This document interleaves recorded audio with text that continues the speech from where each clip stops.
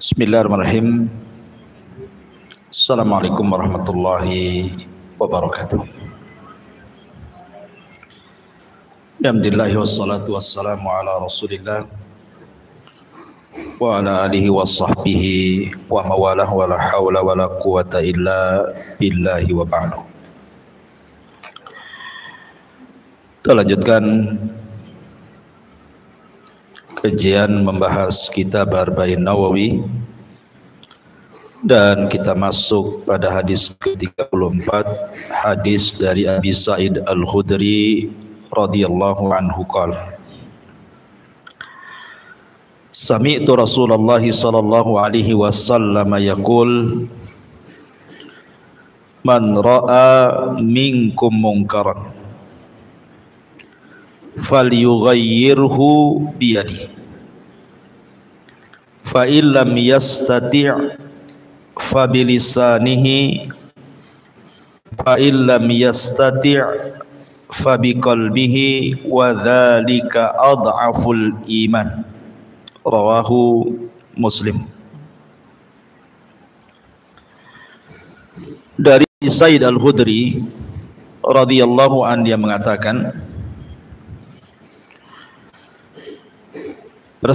aku mendengar Nabi sallallahu alaihi wasallam bersabda, barang siapa yang melihat sebuah kemungkaran, maka cegahlah dengan tangannya. Kalau tidak sanggup maka dengan lisannya, dan kalau tidak sanggup maka dengan hatinya, dan yang demikian itu selemah-lemahnya iman. Hadis ini dikeluarkan oleh Imam Muslim. Hadis ini dikatakan oleh Imam An-Nawawi rahimahullahu taala wa min a'zami qawaidil Islam. Hadis ini adalah hadis yang paling agung yang berbicara tentang kaidah-kaidah Islam. Berkata Al-Qusairi rahimahullahu taala, al-amru bil ma'rufi wan nahyu anil munkari aqwa syu'abil imani biwajhin wa ad'afuha biwajhin. Fataghyiruhu bil yaddi wal lisani aqwa syu'abil iman wa taghyiruhu bil qalbi ad'aful iman. Berkata Imam Al-Qusairi rahimahullahu taala, mengajak manusia kepada kebaikan dan mencegah dari kemungkaran adalah sekuat-kuatnya cabang keimanan dari satu segi, dan juga bisa menjadi iman yang paling lemah di sisi yang lainnya. Mencegah kemungkaran dengan kekuasaan dan lisan, dengan tangan dan lisan, adalah sekuat-kuatnya cabang-cabang keimanan. Dan mencegah kemungkaran dengan hati adalah selemah-lemahnya iman. Kemudian juga berkata Al-Qadhi Iyad rahimahullahu ta'ala, hadal hadis aslun fi sifati taghyir. Hadis ini adalah menjadi dasar tentang perintah merubah sebuah kemungkaran. Baik. Ma'asyiral muslimat yang dimuliakan Allah Subhanahu wa taala, banyak pelajaran yang kita akan petik dari hadis ini. Di sini Nabi sallallahu alaihi wasallam mengatakan, barang siapa yang melihat sebuah kemungkaran. Apa itu mungkar? Sehingga harus dicegah.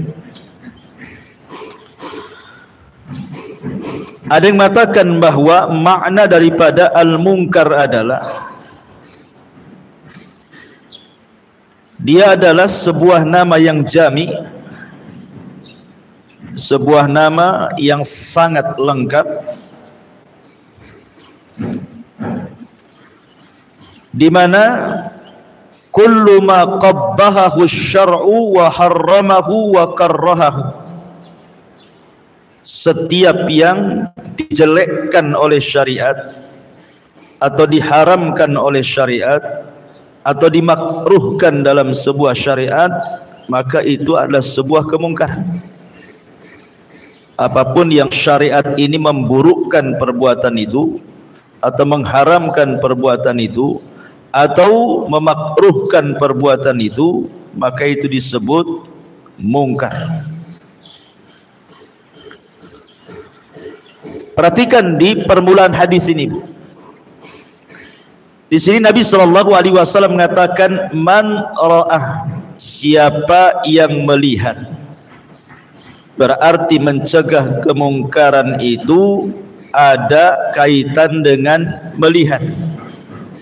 Makin keras saja. Sedih kurangi aja tuh apa buyar jadi. Taib, saya ulangi.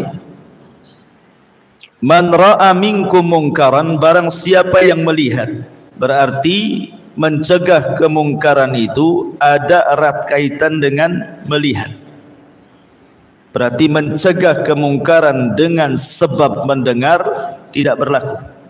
Harus dilihat kemungkaran. Jadi tidak boleh hanya sekedar mendengar saja, tidak boleh. Jadi betul-betul orang yang melakukan kemungkarannya itu di depan kita, nampak oleh kedua mata kita, bukan dihabarkan orang. Umpamanya kita melihat ada orang yang mabok di depan rumah kita, jelas tuh kan, nampak dia pegang botolnya, nampak dia minum khamarnya, nampak pula dia maboknya. Berarti berlakulah hadis ini. Gambaran yang kedua, dia mabok di rumahnya, ibu bertetangga dengan dia, tapi dia mabok di kamarnya. Kemudian anaknya bercerita, bapak saya lagi mabok di kamar. Berarti kan tidak melihat, Bu, ya kan? Hanya mendengar. Berarti tidak berlaku mencegah kemungkaran. Kalau tidak melihat, harus melihat, karena Rasul mengatakan ra'a, melihat, bukan mendengar. Ya. Kecuali kalau mendengarnya itu jelas-jelas mendengar, maksudnya bukan dihabarkan orang. Umpamanya ada orang yang masuk ke masjid, kemudian ambil mic masjid, nyanyi pula dia di masjid, kita pula sebelah rumah, kan dengar tuh. Itu memang jelas-jelas mungkar, karena tidak dihabarkan orang, kita mendengar sendiri. Ya. Maka yang seperti ini juga harus dicegah lah. Nggak mungkin masa mic masjid digunakan dangdutan, kan nggak mungkin. Dari sini ada larangan tajassus. Tidak boleh tajassus walaupun berdalil untuk mengingkari sebuah kemungkaran. Pamannya ibu tempelkan telinga di dinding rumah tetangga, siapa tahu ada kemungkaran di dalam, biar saya cegah gitu. Nggak boleh kayak gitu. Atau ngintip-ngintip dari jendela, dari gorden, tidak boleh. Tidak boleh tajassus. Karena Allah Subhanahu wa taala berfirman, ya ayyuhalladzina amanu jtanibu katsiran minadh-dhanni inna ba'dadh-dhanni itsmun wa la tajassasu. Hai orang-orang yang beriman, jauhilah kebanyakan prasangka, karena sesungguhnya sebagian tindakan prasangka itu dosa, dan jangan mencari-cari kesalahan orang. Jangan mencari-cari kemungkaran orang walaupun niatnya baik untuk dicegah. Emang ibu malaikat raqib atid nih. Jadi tidak boleh kita mencari keburukan orang itu. Kalaupun kita tahu keburukan kemungkaran orang itu, harus ditutup. Ya, jadi Ingat, bahkan Al-Imam Ibnu Jarir At-Tabari rahimahullahu taala, beliau mengatakan, janganlah sebagian kamu mencari-cari keburukan orang lain, dan janganlah menyelidiki rahasia orang lain untuk mencari keburukannya. Hendaklah kamu menerima urusannya yang tampak saja bagimu. Dengan yang tampak itu hendaknya kamu memuji atau mencela, bukan dengan rahasia-rahasia yang kamu tidak tahu. Jadi dilarang kita tajassus, walaupun niatnya bagus untuk dicegah kemungkarannya, karena syarat mengingkari kemungkaran harus melihat atau mendengar gitu terang-terangan, jelas-jelas dia memang.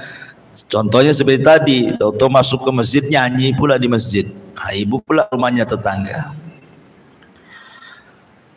Ma'asyiral muslimat yang dimuliakan Allah Subhanahu wa taala. Kemudian yang ibu cegah itu sebuah kemungkaran.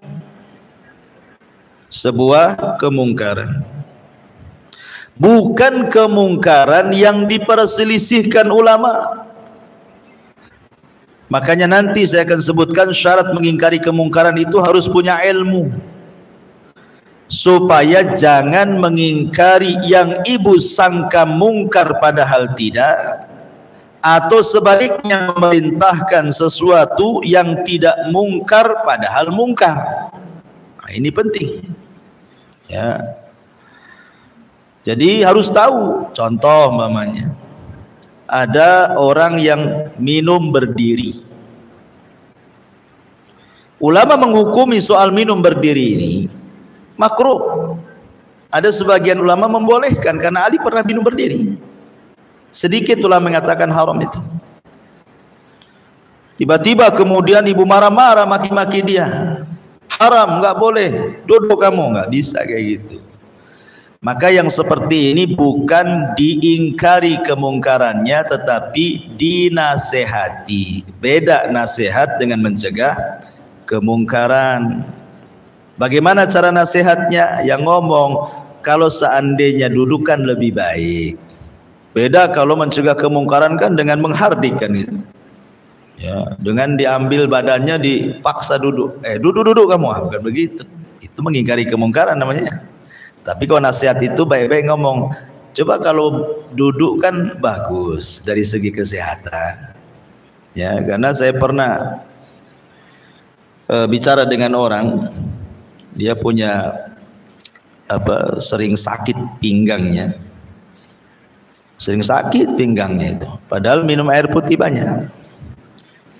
Rupanya dia cerita, ini tajrubah dia, artinya dia pengalaman. Setelah saya minum duduk, hilang sakit pinggangnya. Ya, kalau minum berdiri walaupun air putih itu, kata dia ngomong apa gitu mungkin. Tetapi setelah saya coba duduk, hilang pula sakit pinggangnya.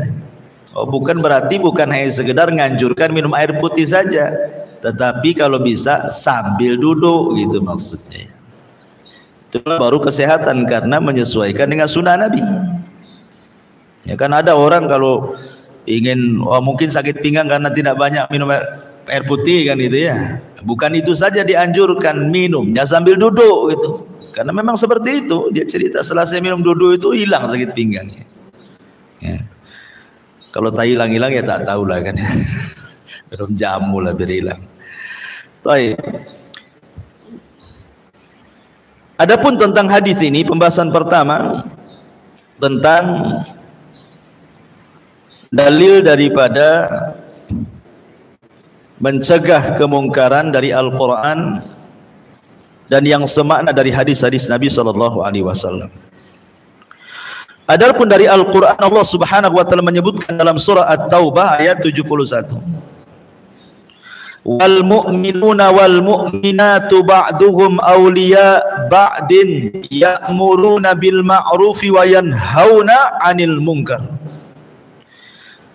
Orang-orang yang beriman dari kalangan laki-laki dan juga wanita, sebagian mereka mencintai sebagian yang lainnya, dan mereka memerintahkan kepada yang ma'ruf, yang baik, dan juga mencegah kepada yang mungkar.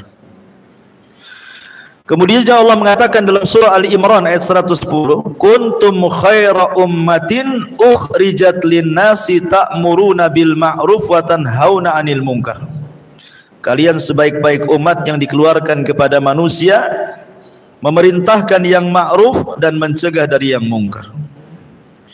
Kemudian disebutkan juga dalam Al-Imran ayat 104, wal takum minkum ummatun yad'una ilal khairi wa ya'muruna bil ma'rufi wa yanhauna 'anil munkar wa ulaika humul muflihun. Hendaklah kalian menjadi umat yang menyeru manusia kepada kebaikan, memerintahkan kepada yang ma'ruf, mencegah dari yang mungkar. Merekalah orang-orang yang beruntung. Dan banyak lagi ayat-ayat dalam Al-Quran perintah agar mencegah sebuah kemungkaran. Adapun sabda Nabi SAW yang semana dengan ini, Nabi SAW pernah mengatakan dalam hadis Abi Hurairah radhiyallahu an, walladhi nafsi biyadi la yushikanna ayyang zila fikum ibnu Maryam hakaman muqsitan muqsiras salib wa yaqtulul khinzir wa yada'ul jizyata wa yufidul ma hatta la yaqbaluhu ahad. Demi zat yang jiwaku berada di tangannya, hampir-hampir Isa bin Maryam turun kepada kalian sebagai hakim yang adil. Dia mematahkan salib, membunuh babi, dan tidak ada jizyah. Maksud jizyah di sini, kalau sekarang, kalau negara Islam menyerang negara kafir, kalau tidak mau masuk Islam bayar jizyah. Tapi nanti di zaman Isa turun tidak ada, beriman atau kubunuh. Jadi Isa meletakkan jizyah. Di sini kita lihat bagaimana Isa bin Maryam di akhir zaman akan mengingkari sebuah kemungkaran, kan itu, mematahkan salib, membunuh babi, meletakkan jizyah, itu bentuk daripada ingkar sebuah kemungkaran. Kemudian juga hadis Nabi SAW kepada Ali bin Abi Thalib radhiyallahu anhu, alla tada timsalan illa tamastahu wala qabran musyrifan illa sawaitahu. Jangan kau dapati ada satu patung kecuali kau hancurkan, jangan ada kuburan yang meninggi kecuali kau ratakan, sisakan satu jengkal. Ya. Dan banyak lagi hadis-hadis tentang mengingkari sebuah kemungkaran. Intinya kalau ada yang bertanya, kenapa Islam menyuruh kita mencegah kemungkaran? Maka jawabannya satu, karena itu perintah Allah. Yang kedua, karena itu kebiasaan para nabi dan juga kebiasaan Nabi SAW. Yang ketiga, mengharap pahala Allah. Jadi ketika kita mengingkari sebuah kemungkaran itu harus ikhlas. Harus ikhlas. Makanya Allah Subhanahu wa taala berfirman dalam surah Yusuf ayat 108, "Qul hadhihi sabili ad'u ila Allahi ala basirah." Katakan, ini jalanku, aku menyeru kalian kepada Allah ala basirah, di atas basirah pengetahuan, di atas ikhlas, di atas ilmu, supaya ketika mencegah kemungkaran itu lillah, karena Allah, bukan karena kebencian. Ya, mumpung nih aku sudah sewot sama dia, ini ada kesalahannya, bukan begitu. Itu bukan ikhlas, kan? Haji mumpung namanya. Jadi betul-betul ketika mencegah sebuah kemungkaran itu di atas keikhlasan, maknanya mengharap pahala Allah. Ya. Mudah-mudahan dengan mengingkari sebuah kemungkaran itu dapat pahala. Kemudian yang keempat, diniatkan untuk sebuah kebaikan. Karena bagaimanapun mengingkari sebuah kemungkaran itu bagian daripada nasihat secara umum. Artinya bahwa ketika kita mencegah kemungkaran itu menghendaki orang itu berubah. Ya. Bukan hanya kita marah-marah saja. Karena belum tentu kita marah-marah sama orang yang kita marahi dia berubah. Ya. Kalau tidak berubah, ngapain mengingkari sebuah kemungkaran? Karena Allah mengatakan, fadzakir in nafa'ati dzikra. Berikan peringatan, kalau dengan memberikan peringatan ada manfaatnya. Kalau nggak ada manfaatnya, buat apa? Ya. Makanya dilihat maslahat madaratnya itu. Taib. Ma'asyiral muslimat yang dimuliakan Allah Subhanahu wa taala. Adapun secara umum kaidah melarang sebuah kemungkaran itu. Satu, harus betul-betul yang diingkari adalah perkara mungkar. Tadi saya sudah jelaskan di awal. Dan itu ada tingkatannya. Ada tingkatannya. Dia melakukan kemungkaran itu tingkatannya sampai mana? Ya. Contoh nih, Nabi SAW membuat dua permisalan. Saya contohkan dua permisalan. Pertama, Nabi SAW pernah marah kepada sahabat yang minta dibuatkan pohon untuk dijadikan tabarruk saat perang Hunain. Rasul lewat, rupanya ada pohon bidara. Pohon bidara itu di masa jahiliyah biasa digunakan orang jahiliyah untuk diambil berkahnya. Dan mereka biasa kalau sebelum perang meletakkan pedangnya di situ supaya dapat berkah dari pohon itu. Jadi sahabat kemudian ngomong sama Nabi, Rasul, buatkanlah pohon kayak itu katanya, supaya kita bisa meletakkan pedang-pedang kita ngambil berkah katanya. Ya, Nabi marah lah, ini kemungkaran dan tarafnya sudah sampai kepada kesyirikan. Makanya Nabi SAW marah dengan muka merah dan mengatakan Allahu Akbar, kata Rasul. Allahu Akbar, ucapan kalian seperti Bani Israel saja katanya, yang mengucapkan kepada Musa, ij'al lana ilahan kama lahum aliyah, jadikan Tuhan yang banyak sebagaimana mereka punya Tuhan. Tidak cukup dengan Tuhan yang esa. Rasul pitam karena ini sudah babnya bab kesyirikan. Beda dengan ketika ada Arab Baduy yang kencing di masjid. Ya kan? Ini kan bukan kesyirikan. Ada orang, karena masjid di zaman itu bukan kayak gini, pasir, dan dia orang Baduy, orang jahil, tidak tahu. Tahu-tahu masuk masjid kencing pula di masjid. Sahabat marah semuanya. Ya, bagaimanapun ini penghinaan kepada masjid. Tapi Nabi SAW mengatakan, da'uhu, tinggalkan dia, serahkan kepadaku. Sambil senyum Nabi SAW menunggu dia selesai kencing. Setelah selesai kencing, Rasul ngasih timba, tolong ambil siram tuh bekas kencing. Kemudian dipanggil lagi, masjid ini tempat sholat, baca Quran, tempat zikir. Maksudnya bukan tempat kencing di sini. Lihat, Rasul tidak mengingkari kemungkaran, tapi memberikan nasihat. Yang satu ingkar kemungkaran, yang satu nasihat kan? Karena sebuah kemungkaran itu bertingkat-tingkat. Ya, jangan semua disamakan gitu ya. Tidak boleh menyamakan sebuah kemungkaran cara mengingkarinya. Nah, pada kisah yang pertama Rasul marah emosi karena memang jelas-jelas menyenggol tauhid di sini, kesyirikan. Masa meminta pohon tabarukan gitu ya. Makanya Rasul emosi kan. Tapi ketika ada orang Arab jahil yang kencing di masjid, Rasul tenang-tenang saja, bahkan menampakkan keakhlakannya, kemudian menasihati. Saking indahnya akhlak Rasul, Arab Baduy ini mendoakan, Allahumma arhamni wa Muhammadan wa la tarham minhum ahada. Ya Allah, rahmati aku dan Muhammad saja, yang melotot-melotot kepadaku jangan, katanya. Ya kan? Nah, contohnya seperti itu. Ya, jadi harus ada tingkatan-tingkatan saat melarang sebuah kemungkaran itu. Jadi ada yang cukup dengan nasihat saja, ada yang cukup dengan ya tekanan, menekan dia. Ya nantilah akan sebutkan tingkatan-tingkatannya. Ya. Taib, jadi mengingkari kemungkaran harus jelas-jelas dia sebuah kemungkaran. Contoh nih, ada orang sholat tidak pakai sutra. Sholat tidak pakai sutra.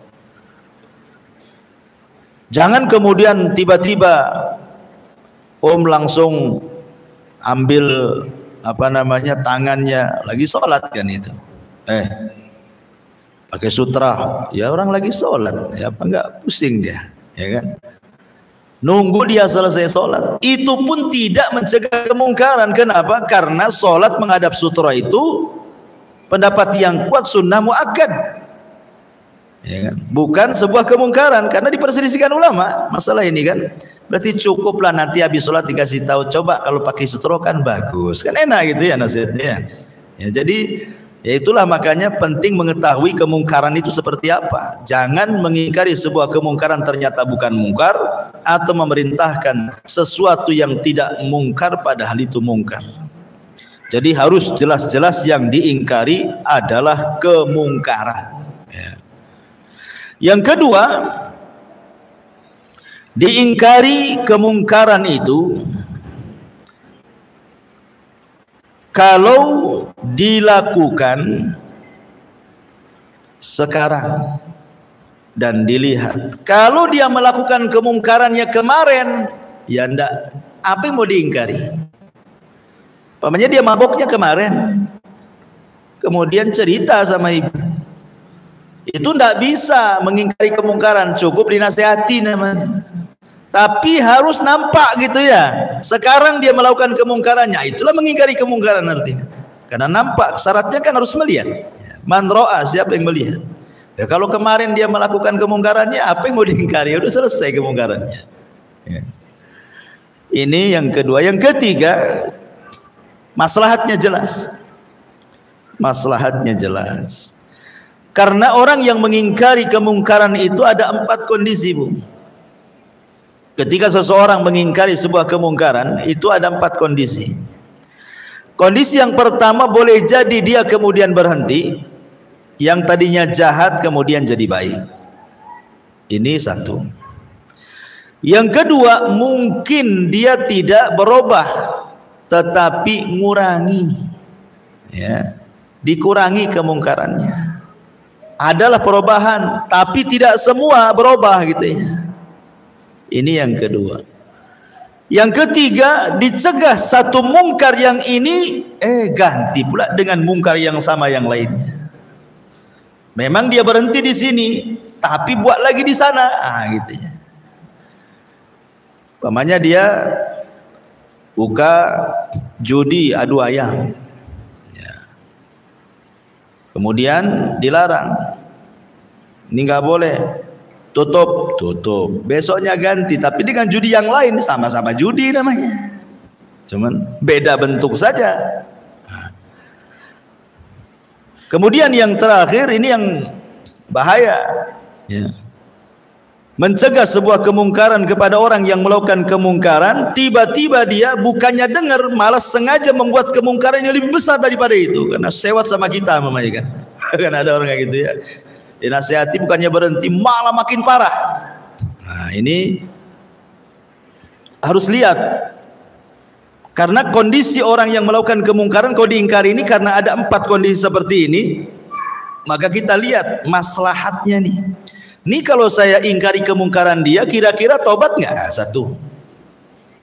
Atau yang kedua, kira-kira ngurangi nggak? Kalau memang jelas maslahatnya, bisa tobat secara total atau minimalnya ngurangilah, kan gitu.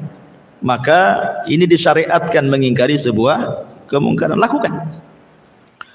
Tapi kalau seandainya saya ingkari kemungkaran dia, malah ganti dengan kemungkaran yang sama atau lebih parah lagi, maka nggak perlu lagi diingkar kemungkaran. Artinya cukuplah dengan hati, ya. Karena orang kayak gini ngapain juga lapor RT yang punya kuasa tak bisa cegah, ya. Kemudian kita ngomong pun tak mau berubah, ya. Dengan apa? Dengan hatilah, kan itu. Karena kalau dengan hati itu ndak ada yang tahu, ndak ada yang sewot.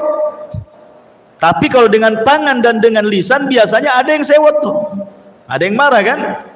Makanya tidak ada yang mencegah melakukan sebuah ingkar kemungkaran dalam hati. Makanya minimalnya dalam hati, karena nggak ada halangan orang mengingkari kemungkaran hati. Apa halangannya coba? Kalau dengan tangan takut, kalau saya ambil botolnya nanti dipukul pula kepala saya. Nah, satu. Kalau saya ngomong, orang mabok nanti dimaki balik saya. Nah, berarti kan ada konsekuensinya tuh kalau dengan tangan. Tapi dengan hati apa? Emangnya hati kita didengar dia? Ya. Maka serendah-rendahnya itu harus ada pengingkaran walaupun dalam hati. Tapi pengingkaran dalam hati pun tidak berguna dalam kondisi-kondisi tertentu. Contoh nih, ibu diundang ke undangan, anggaplah diundang ke kawinan. Di kawinan itu ngundang organ tunggal, ya kan? Ada organ tunggalnya, ada artis lokalnya. Wah, ada auratnya kemana-mana. Ikhtilatnya di situ di panggung nggak jelas gitu ya. Kemudian ibu duduk di situ makan walimah tuh. Ya. Kemudian dikatakan, Bu, ini kan mungkar, Bu. Ya. Ya kan saya sudah ingkari dengan hati katanya. Sambil duduk di situ. Dusta ibu. Bukan begitu mengingkari dengan hati. Ya, iyalah Ustaz. Kalau saya umpamanya ambil mic-nya saya bubarin, emangnya ini walimah anak saya? Bisa diusir saya. Ya. Kalau saya umpamanya ambil organ tunggalnya itu, apa kata dunia? Bisa perang kan gitu. Ya duduklah dengan hati. Begitu Bu. Enggak, bukan itu.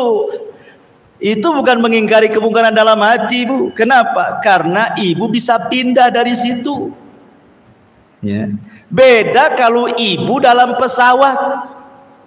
Lagi terbang nih, rupanya dalam pesawat ada organ tunggal.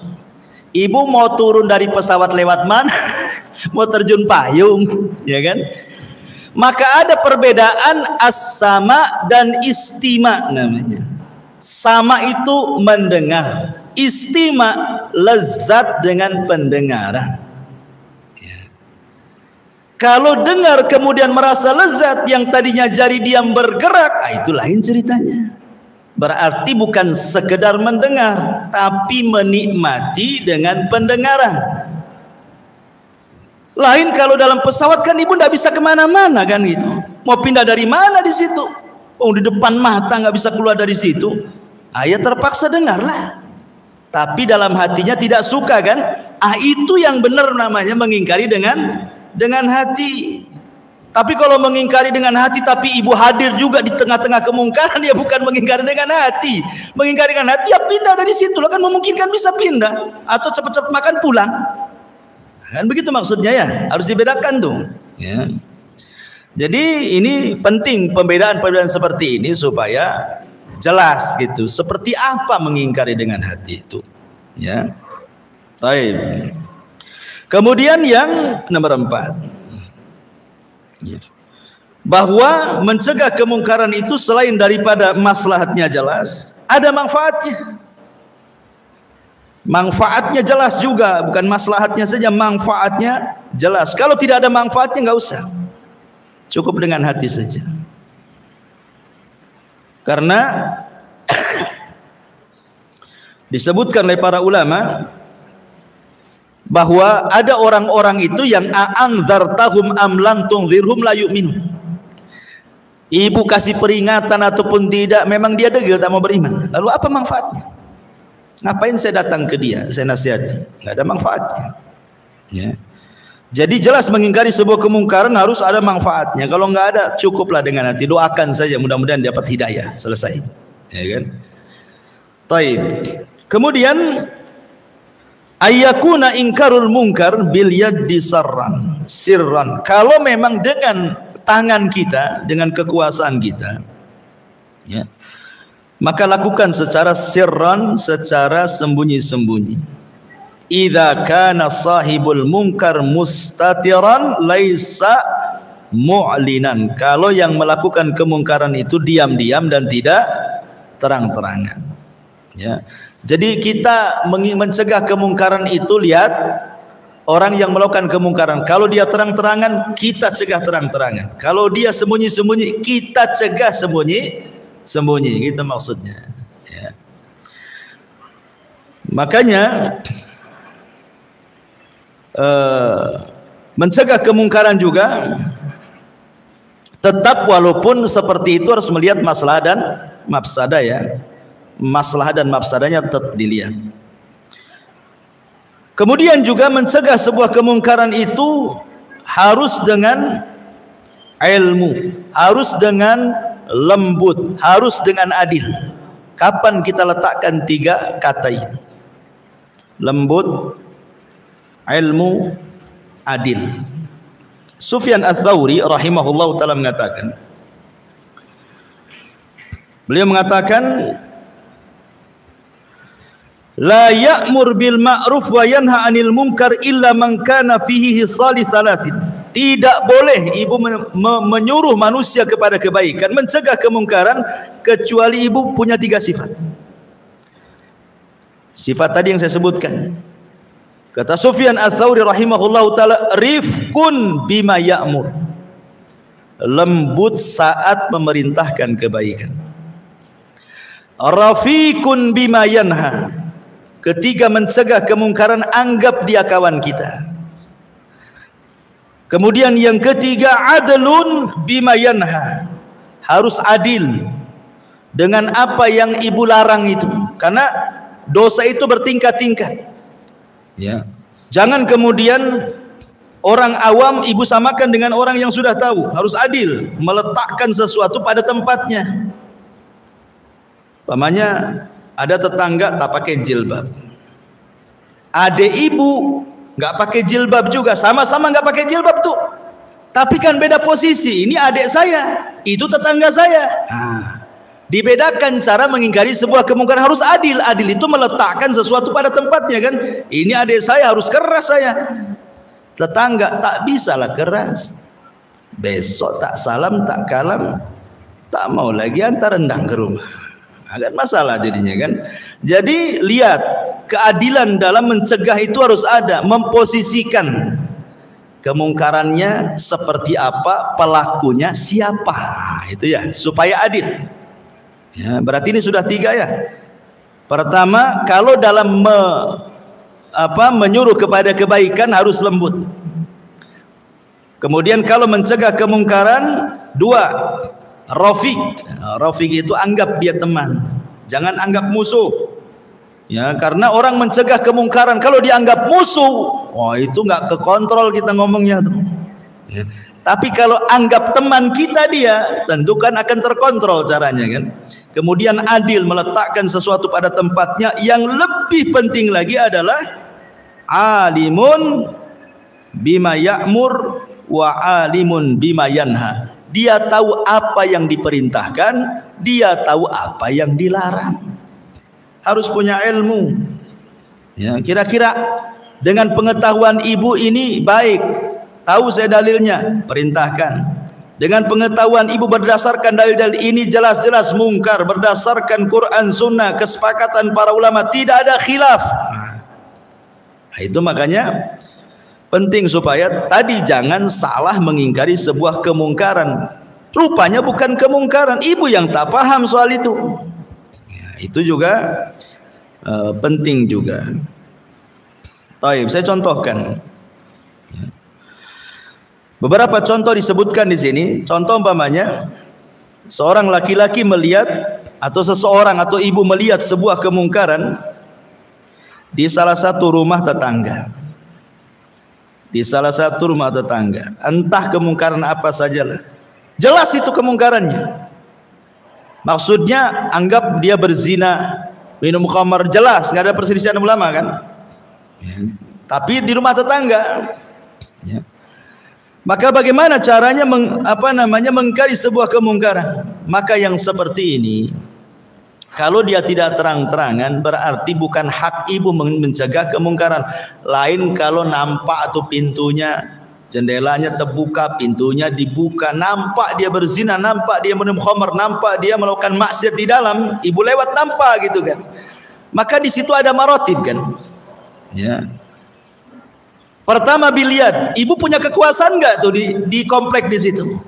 Oh, nggak bisa, berarti ibu lapor RT. Ya. Cari yang punya kekuasaan di situ. Pak RT, masalah tuh rumah itu. Ya. Kenapa? Mabok-mabokan tuh, saya nampak tuh. Kalau nggak yakin sanalah tengok. Itu botolnya berjejer tuh 100 botol lebih tuh. Tak botol kecap, tak botol apa, pokoknya nampaklah botolnya di situ. Akhirnya kemudian RT-nya turun tangan. Lah itu namanya mengingkari kemungkaran dengan kekuasaan. Berarti yang berkuasa di situ. Tapi kalau ibu tidak berkuasa, jangan coba-coba, nanti masalah kan gitu ya.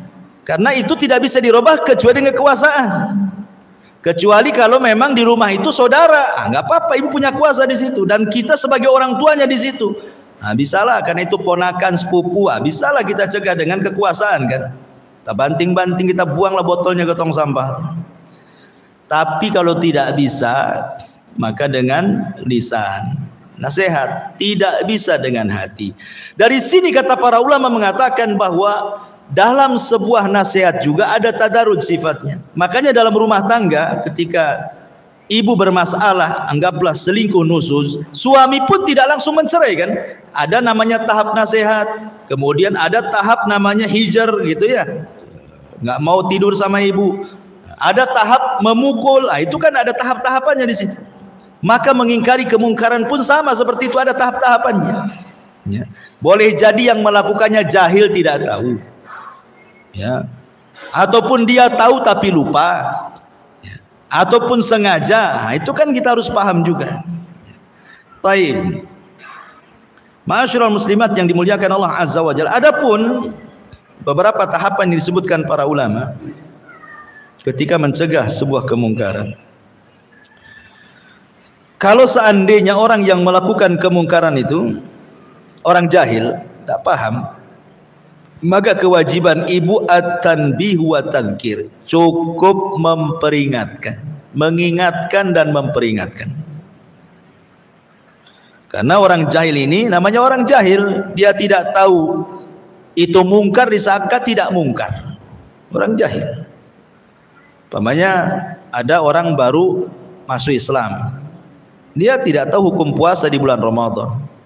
Nyantai aja dia minum depan ibu kan itu. Namanya orang jahil.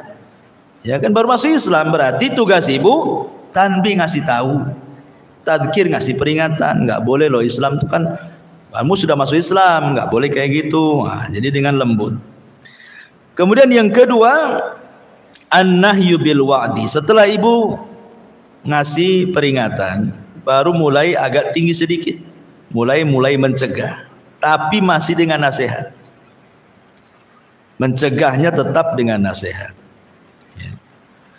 Kemudian yang ketiga, kalau tidak bisa, al-jazru wa ta'dib. Mulai agak keras tuh. Larangannya mulai agak keras supaya mengajarkan adab kepada orang itu. Kemudian setelah tidak bisa juga, naik yang keempat, at-taghyiru bil yad. Nggak bisa ini. Ini harus pakai tangan nih. Ya. Kalau memang dia mabok ya berarti ambili botol-botolnya itu. Pecahkan semuanya itu biar nggak diminum. Kalau tidak bisa juga gitu ya, kalau sudah dengan tangan udah dipecah-pecahkan botol minumannya juga, maka naik ke yang kelima. Boleh jadi adh-dharab, dengan cara memukul. Ya, tapi jangan main hakim sendiri tentunya. Baru yang terakhir, angkat ke hakim. Anda bisa ini harus dilaporkan polisi ini kayaknya. Jadi begitulah tahapan-tahapan juga ulama membahas. Dari sini menunjukkan bahwa indah sebenarnya Islam itu. Tidak langsung main hantam saja, ada tahapannya kan, supaya nampak oh Islam ini lembut. Makanya ketika Allah melarang minum khamr, tidak langsung diharamkan mutlak kan. Allah membuat 3 tahapan tuh. Pertama, Allah ngajak berpikir khamr itu ada manfaatnya, tapi madaratnya lebih besar. Tapi orang masih dibiarkan minum khamr. Cuma diajak berpikir. Ya, manfaatnya ada, madaratnya besar. Kemudian tahapan yang kedua mulai disempitkan. Kau boleh mabok, tapi waktu sholat jangan. Wala taqrabus sholata wa antum sukara. Jangan dekat-dekat sholat kau sedang mabok. Bolehlah mabok, tapi di luar waktu sholat. Mulai disempitkan. Ya. Yang ketiga, baru innamal khamru wal maisiru ila akhiril ayat rijsun min amali syaitan fastanibuhu la'allakum tuflihun. Minuman khamr itu najis, kotor, termasuk amal setan. Tinggalkan, kalian akan beruntung. Baru total mutlak khamr diharamkan. Jadi Allah saja mencegah kemungkaran tentang khamr itu bertahap tuh. Ya. Jadi itulah pentingnya tahapan-tahapan itu supaya orang tidak lari dari dakwah. Ya, orang maksudnya lembut rupanya Islam itu tidak lari. Karena maaf banyak juga akhwat-akhwat yang baru ngaji nih biasanya kan semangat tuh. Oh ini bid'ah, syirik, semua pokoknya nggak lihat orang. Sampai orang tua disesat-sesatkan. Ya. Bahkan yang mengatakan orang tuanya di neraka sekalian karena berlaku bid'ah gitu ya. Nggak bisa main begitu keras itu. Karena terkadang orang yang melakukan itu tidak tahu, nggak paham dia. Sehingga harus ada tahapan-tahapan itu. Tahapan-tahapan yang tadi disebutkan para ulama. Sudah nggak kita ini ngasih tahu apa sih definisi sunnah, apa definisi bid'ah, apa ancaman-ancamannya. Nah, sudah nggak sampai ke tahap itu. Boleh jadi kepalanya ada syubhat, sudah nggak dibantah syubhatnya, supaya hilang dulu syubhatnya. Ya. Jadi tidak bisa main ponis ini, karena ada beberapa ibadah itu yang disangka oleh orang lain bid'ah, ternyata tidak. Ternyata itu perselisihan ulama. Contoh nih, dalam azan, as-salatu khairum minan naum, itu terletak di azan pertama, ada juga mengatakan di azan kedua. Tiba-tiba ada orang sholat azan menjadi muadzin subuh, tidak pakai as-salatu khairum minan naum, marah-marah. Ini orang itu lupa atau apa ya kan? Berarti tidak paham bahwa tentang peletakan as-salatu khairum minan naum itu ada di azan pertama, ada di azan kedua. Atau lafaz azan sendiri, ada yang Allahu Akbar baru asyhadu alla ilaha illallah. Ada yang mengulang Allahu Akbar Allahu Akbar Allahu Akbar Allahu Akbar. Nah, kan ada dua. Ya. Jadi ada yang mengulang, ada yang tidak. Tiba-tiba kemudian mungkin dia dari mazhab, mungkin dari mana, negara mana, suruh azan di sini, ikut mazhab dia di sini kan, karena dia tidak tahu. Ibu yang dengar, itu salah tuh azannya itu. Nah, itu bukan salah karena ibu tidak paham itu. Ya. Lah hal-hal yang seperti ini juga harus dipahami soal hadis man ra'a minkum mungkaran falyughayyir biyadi. Karena di zaman dulu, karena tidak punya pengetahuan soal mencegah kemungkaran, akhirnya dia sendiri yang jatuh kepada kemungkaran. Contoh, di zaman Ali radhiyallahu anhu ada 3 orang khawarij. 3 orang khawarij yang memiliki pemahaman takfir, mengkafir-kafirkan orang. Semua penghafal Quran. Ini khawarij, ini 3-3-nya hafal Quran. Dipimpin Abdurrahman ibn Mulzam. Apa kata Abdurrahman ibn Mulzam? Ayo kita cegah kemungkaran gitu. Kata kawannya, bagaimana caranya? Biar negeri ini aman, kita bunuh 3 orang ini. Ali, Muawiyah, Amr bin As. Mereka mengatakan bahwa 3 orang ini biang kemungkaran, kita cegah kemungkarannya gitu. Akhirnya betul-betul dalam waktu yang sama, di waktu subuh mereka bergerak. Ali pula memang Allah takdirkan mati syahid, terkena pedangnya Abdurrahman bin Mulzam, meninggal dia. Muawiyah bin Abi Sufyan terluka, sebab lukanya dia tidak memiliki kecuali 1 anak. Setelah itu Yazid bin Muawiyah yang terakhir. Kemudian Amr bin As qadarullah, dia sedang sakit perut. Kemudian wakilnya yang mewakilkan untuk imam di masjid, wakilnya yang dibantai oleh dia. Tapi 3 orang yang membunuh ini dasarnya apa? Mengingkari kemungkaran katanya. Masa mengingkari kemungkaran membunuh Ali? Nah, itu karena kejahilan kan itu. Nah, itulah dikhawatirkan seperti itu. Kita mau mencegah kemungkaran, sebenarnya kita sedang berbuat kemungkaran gitu ya. Nah, itu yang harus dipahami. Ya wallahu a'lam bishawab.